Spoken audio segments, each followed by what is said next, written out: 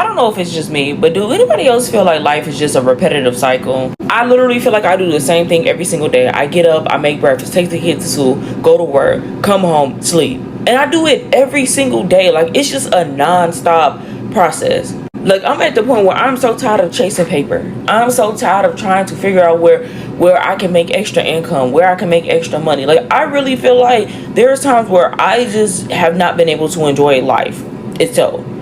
I feel like every time I turn around, there's a bill that's due. And then for some odd reason, I never have enough funds to pay that bill. And then I gotta go chase money to pay that bill. I'm tired of paying fucking bills. And let's be real, hustling is one of the most tiringest things. Like, it's not fun. There's nothing fun about the grind. Can we stop pretending like grinding is just so fun? It is the most annoying, miserable thing ever. Like, I am so tired of grinding too. That shit is tiring as hell too. Hello everyone, this is Emmanuel Cook. We will be reacting to a new video today, so make sure you guys like, comment, and subscribe down below, and let's get into the video. This economy is brutal, absolutely brutal. So 2020, I was a medical assistant. I went to college for that. I'd been doing that for 7 years at the time, and I was making decent money. I mean, I wasn't strapped paycheck to paycheck by any, I wasn't that tight on money. I had enough in savings. I was able to take my son on vacations, and I didn't really have to constantly examine my bank account every single moment of the day. So it was good. And then with all the mandates and lockdowns and stuff, I had just decided that the healthcare field was not for me anymore. So I left and I decided to start my own business. I got into esthetician. I went to school, became a licensed esthetician. And I got lucky enough that right after school, I got hired on at an already well-established salon. So I didn't really have to do anything. I didn't have to do any marketing, nothing like that. I just showed up every day, and my schedule was full of clients. It was great. It was awesome. I was making great money. My schedule was busy.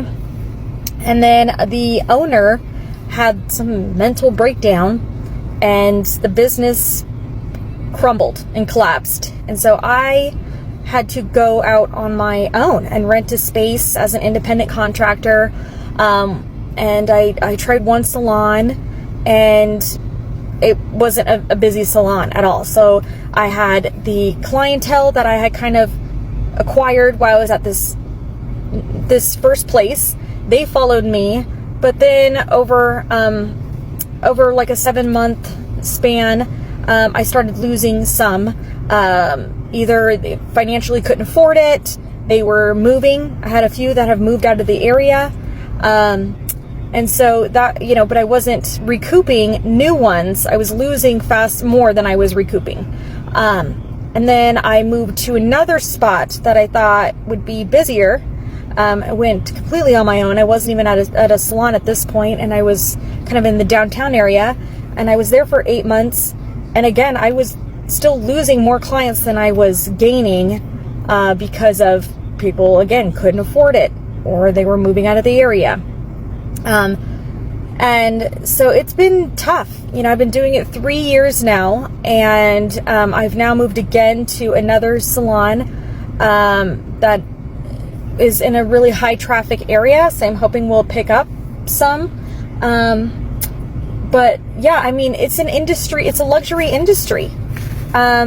People are now having to pick and choose what it is that they can afford. I mean, there was a time where I was able to pay for somebody once a month to come and clean my house, and I was able to get my nails done. I was able to get my hair cut and colored. Now, as you can see, I got all this gray hair that I can't afford to get my hair colored. Can't afford to get nails done.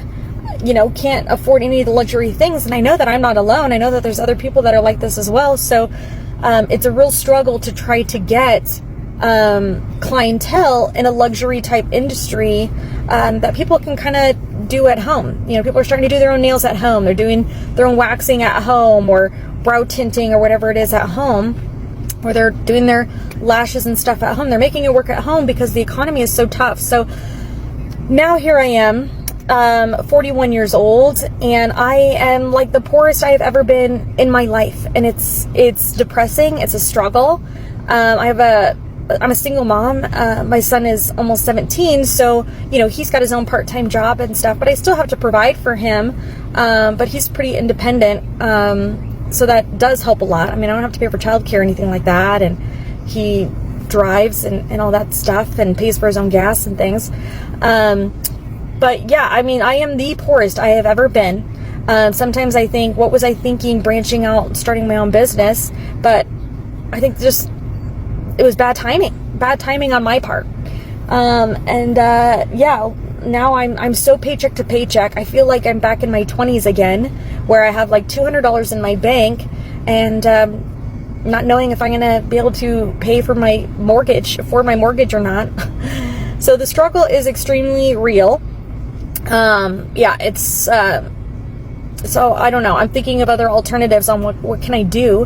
How can I make some money? I really want to open a mobile coffee trailer and do that. And so maybe I'll take some equity out of my house and go that route, follow that path, and see if that would make me more money a month than trying to get lash clients, because that's just, I don't think that's where it's at. Not anymore. People are going away with that. And yeah, maybe the coffee route, maybe a mobile coffee business is where it's at.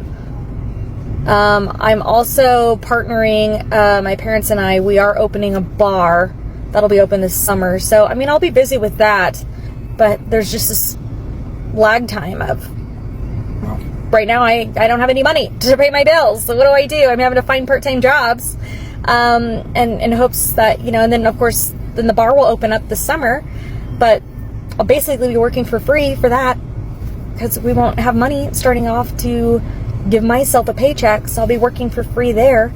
Was hoping to have kind of the coffee trailer that I could park at the bar and do both. I don't know. I'm kind of venting right now. Sorry, it's a long video. It's just been stressful, and I just keep thinking, am I constantly making the wrong decisions in life? Like, what am I doing? Part of me wants to move into a camper trailer and rent out my house, but I don't want to do that with my teenage son. So he has, I have to wait at least a year for that. He's got one more year of high school, and then he graduates. So that's an option to save some money.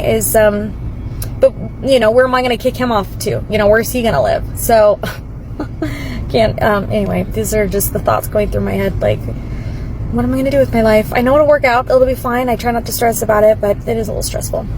The amount of people that were doing very well just a few years back, they were thriving in the economy, and now 2024, 2025, they're feeling the pinch. Crazy inflation. The cost of living is immense, and now they're struggling. But just a few years back, they were doing everything right and they were thriving, but now they're suffering. And the most frustrating part, I think, is that you always have to keep increasing your income, or else you will be left behind. And a lot of people, especially these days, they just can't keep up. They just cannot continue this pace. Hot take, but everyone who's saying that they are living paycheck to paycheck is not actually living paycheck to paycheck. They've just adopted that term because they have no money left over at the end of the pay period. Living paycheck to paycheck means you are covering your bare minimum, and it is eating up all of your pay between paychecks, and then you have nothing left over, a small fraction left over, or you're going into debt to pay for your necessities. If you are just going on shopping sprees and going out to lunch with your friends or nice dinners, and then you have no money left over before your next paycheck comes, that's not living paycheck to paycheck. That is simply mismanaging your money. So everyone's complaining about stuff, but they're going on vacations. They're going out to lunch with friends. They're throwing extravagant birthday parties. If you can do all of those things voluntarily, you're doing voluntary spending, you're not living paycheck to paycheck. You are just making poor choices that you can't afford. Living paycheck to paycheck means you are covering your necessities scarcely. Let's talk living paycheck to paycheck, and I'm going to give you the advice that you may not want to hear, but that you need to hear. I see so many people coming on talking about how they're living paycheck to paycheck. They have no money in savings. Meanwhile, I can see that their nails are done, their hair is done, they have a fancy car. You are not living paycheck to paycheck. You are living above your means, okay? I would not be getting these things done. I get it. I love having my nails done, love having my hair done, but I would not be doing these things if I wasn't first able to put money in savings, okay? You are spending money on frivolous things instead of putting money to savings. I don't want to work until I'm 70, okay?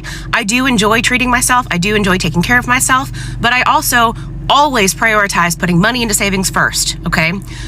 I don't understand this mentality. People are going out and getting brand new cars, having $800 a month payments on cars. They're buying houses much bigger than they need, having a $3,000 a month mortgage.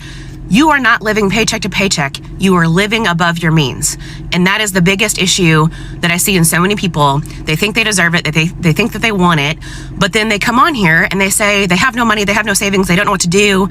You've gotten yourself in such a hole with your spending that now you feel that you're living paycheck to paycheck. No, cut out the nails, cut out the hair, take that money and put it into savings until you are at a place that you are saving first. And then if you have extra money to spend on yourself, go for it, treat yourself. But you need to be saving first. Okay, so I'm gonna read the comment. Girl, I'm too broke to be a scam. How do you know? How do you find out you're working a 9 to 5? I just stated in your other videos. How do you qualify? Because I work 9 to 5 and I don't qualify for food. Mind you, I am a single mom. I don't only have one dependent, that's my child. I have 2 other dependents. I don't only take care of my son, I take care of my 2 other siblings as well. One of them works, but they don't have great wages, okay? My other sister, who takes care of my child, she doesn't work, she does school. So that in itself makes me automatically qualify for low income. And then my wage is not that great as well. Yes, I work a 9 to 5. Yes, I do my 40 hours, but that doesn't mean I do overtime or do any of that. I just get paid. Girl, I'm struggling as well, trying to see if I can get that raise or trying to do content because I need to find other avenues. I have other things to pay, bills. I need to buy groceries, diapers, my car payment. Like, I'm still paying that. If you see a video from me that's about resources, just know that I am not ever, you're never gonna see me post a scam. Because if y'all saw my videos from 2-3 years ago, I was struggling. I was a pregnant mom who did not have a job, who was struggling, was trying to find all sort of avenues, resources to get that help. So basically what I'm saying is that if you stay tuned to my update video, those beds are gonna be there. I'm gonna show y'all and I can go more into depth. Trust me, I researched out of the things so I can know that I'm not getting scammed, because I'm not trying to get other people to get scammed as well. So just know that.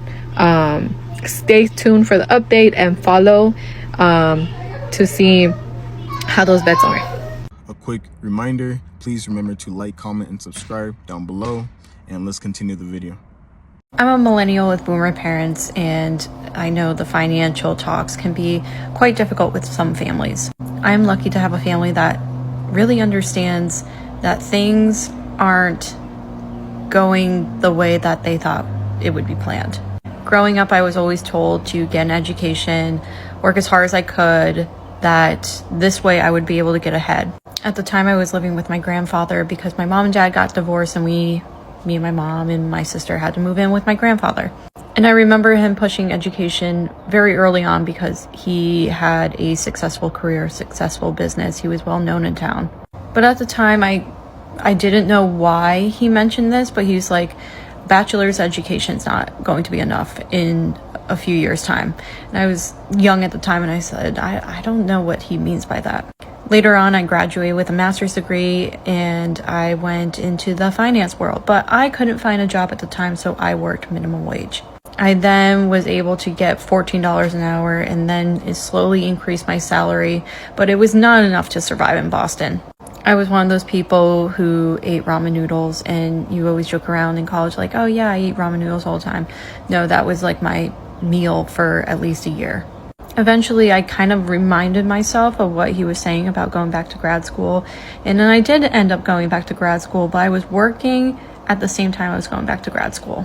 But even with the master's degree, even with things going okay in my financial life, aside from some credit card debt that I racked up, I have a lot more videos on that. I compare myself to my parents when they were my age, and we made vastly different choices. But I'm wondering is this going to be worth it? At the end of the day, is this going to be worth it? I live in an area where it's pretty much working class, but I live in a tiny house. This is 750 square feet. I don't drive a fancy car. I don't have really many friends or hobbies outside of just working. I can occasionally go shopping and buy a nice outfit. And ultimately, my overall goal is to pay off all the credit card debt that I accumulated. But with all the promises and all the guarantees of going to college and even getting a master's degree, I thought I would be in a much different position now. Not to say I'm not grateful for everything that has come my way in life, but at the same time, I just feel like I'm watching myself and others just fall more and more behind. Around me, I watch the rents go up. Around me, I watch more and more things get bought up, and it just doesn't seem to be going back to average people. And it makes me concerned. It makes me worried. I always wonder in 10 years what my financial life will be, what will it be in 1 year, what will it be in 50 years. And I don't feel very confident about it. There's no guarantee for even someone who's making a good income to retire. There's not a guarantee for you to enjoy luxuries, vacations, whatever it might be. I try my best to do so, but I'm not shopping, I'm not traveling, I'm not doing all these extravagant things that you see on social media all the time. I'm just a girl who wants to be able to live a good life, but it will look a lot different than what my parents planned. So I retire in about 40 years, specifically, let's say 2065. Which is actually crazy to imagine. But if inflation is like this in 2025, just imagine 2065 when we retire. Like, we're so cooked. There is no way that we can continue this pace for years to come. There's no way. There's just no way. We can't make it. Even if you earn a lot of money per year, it will still catch up with you. Inflation, greed, all of these things will just come and hit your bank account constantly. And even if you earn a lot of money per year, you will not be able to make it. There's just no way. I want to talk about the psychology behind this and what happens when this happens. So living paycheck to paycheck is not the same as a zero-sum budget. A lot of people who are well off have zero-sum budgets and they think they're living paycheck to paycheck. So now that phrase does not mean struggling. And that's a problem because a lot of politicians have adapted this phrase. And people don't want to help the middle class. That's what we really need to understand. People have this idea that with middle class people, you can find a way. You truly are not spending your money correctly. People feel that way about the poor, but not to the same extent as they feel that way to the middle class. So when people with zero-sum budgets say they're living paycheck to paycheck, it's going to give society a response of apathy and not action. We don't even live paycheck to paycheck anymore, bro. Like, all of us be out here living off of credit cards. I mean, and home ownership, forget that ever being a thing. The way my 401k looks right now, I'll be lucky if I'll be able to retire by 90. All of us work at least 1.5 jobs, like 60 hours a week minimum just to survive. We can't even afford groceries or gas or rent. And, the only thing the administration has lowered as far as prices is stock prices. And meanwhile, the richest man in the world loses, the wealthiest man in the world by far loses a minute fraction of his net worth due to the markets getting trashed. And within 2 days, the president of the United States comes out and says with his full chest that this man is a patriot and he's being illegally boycotted, and buys a friggin' car from him in front of the White House. Yeah, that makes sense. Why don't you promote your billionaire friends? Next week, why don't you have tea on the White House lawn with Larry Fink and tell us how we need to put our money into BlackRock because they had a down quarter or something. Meanwhile, you're pricing the middle class out of everything. We don't exist. But, that's cool. Seriously, make it make sense. I don't understand. What are we doing to help working class Americans? What? Somebody in the comments tell me.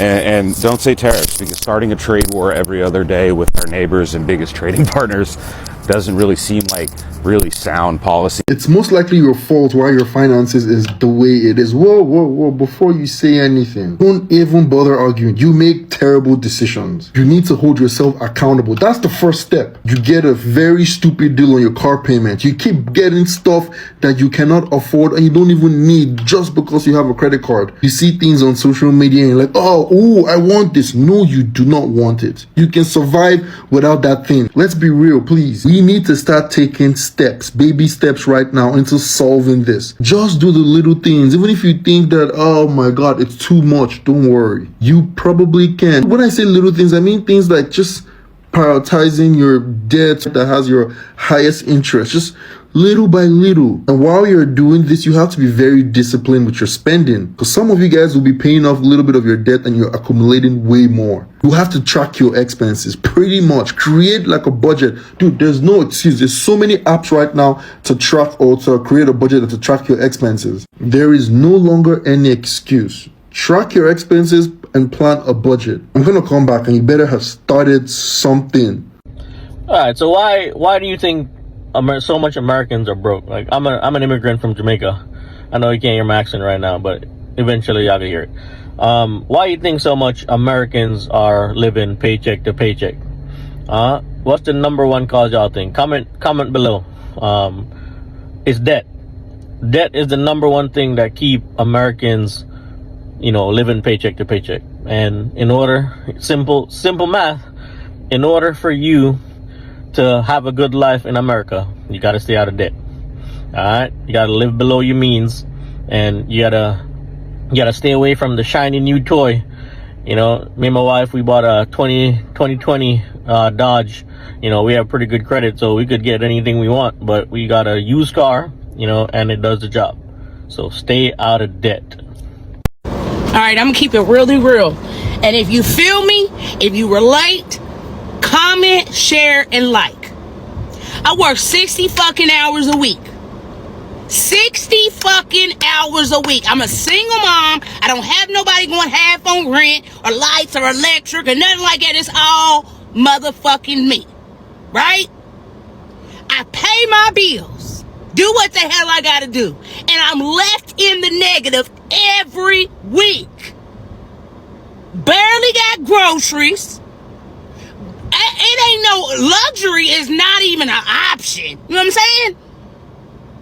So why does it always have to be a struggle?